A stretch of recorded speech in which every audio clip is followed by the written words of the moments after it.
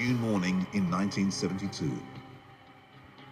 What followed would bring down an American president, a scandal that so captivated the public consciousness, it is now synonymous with abuse of power and obstruction of justice. Richard Nixon was nearing the end of his first term when the Washington Post reported on a series of crimes that would lead all the way back to the White House. With the threat of impeachment looming, Nixon would be forced to resign. Those crimes have become known as the Watergate scandal, after the building where it all began. Well, the Watergate office complex is a building in Washington which houses a hotel and offices.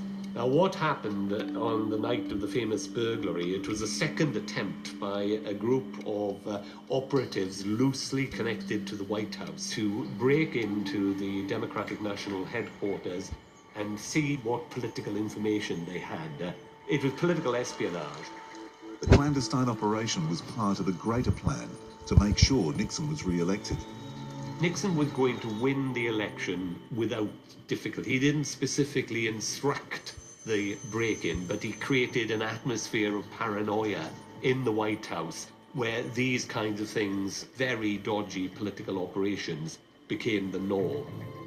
Nixon began his second term in office after a landslide victory in November 1972. However, he couldn't shake the scandal. 7 White House aides were indicted for the Watergate crimes.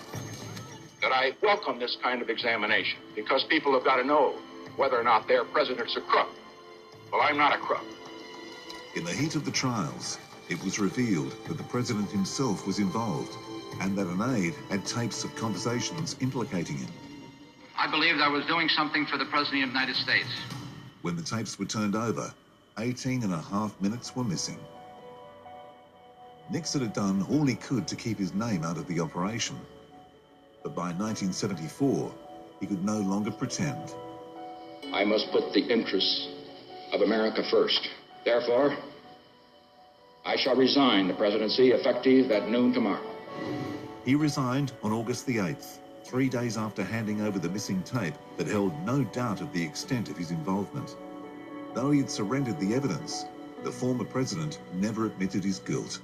Well, the legacy of Watergate was that for a short time at least, it created a reaction against what is called the imperial presidency. Now, the imperial presidency was a term coined at the height of the Watergate crisis to suggest that the presidency was routinely flouting the Constitution, going beyond the law. Second, it created a popular distrust in government of a level not seen really since the beginnings of the Great Depression.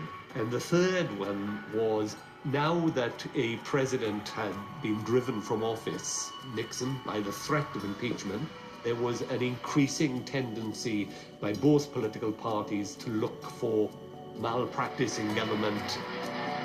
Nixon was pardoned of all charges as Gerald Ford's first act after he was sworn in as the succeeding president.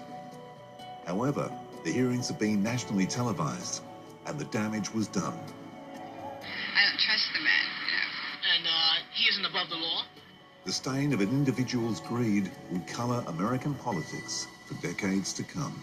In all the decisions I have made in my public life, I have always tried to do what was best for the nation.